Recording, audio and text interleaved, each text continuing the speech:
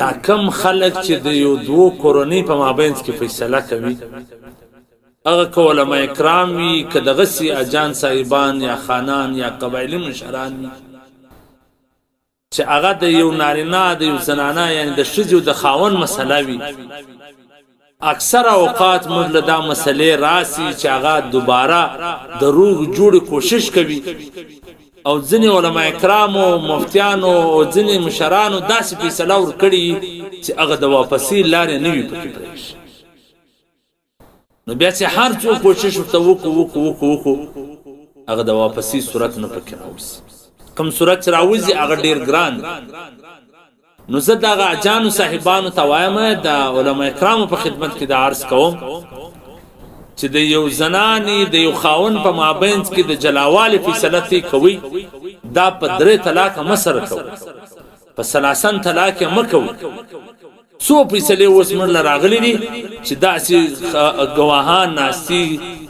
دسخطونه سوي دي 3 طلاقونه سره ورکول سوي دي اوس دواړه ژاړي هلته د مابینځ کې چې د اولادو جلاوالی راسي چې د مور د اولاد سره جلا کول سي نه بیا اولاد گزاره کولی سي نه مور گزاره کولی سي نو برته هغه چې کوم مثلا غلطي د دوی څه سوي وي هغه غلطي ختمول غواړي دوباره دا کور جوړول غواړي خو دوی داسې فیصله ورکړي چې د واپسۍ لار پکې نه نو زه به د اجانو صاحبانو د خانانو ملکانو یا داسې علماء کرامو چې د دوو کورنۍ په مابینځ کې فیصله تی کوي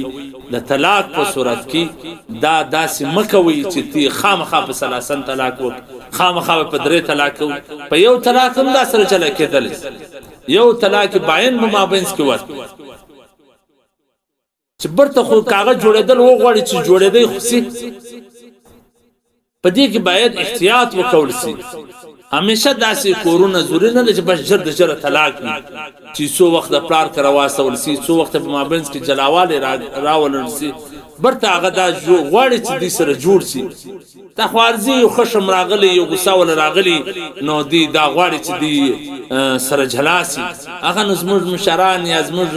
ځینې علماء کرام داسې فیصله ور وکړي چې بعد کې هغه زر وره توبې کاږي خو د هغه د جوړېدو صورت نه پیدا کېږي دا یوه خبره باید هر څوک په خپل ذهن کې پرېږدي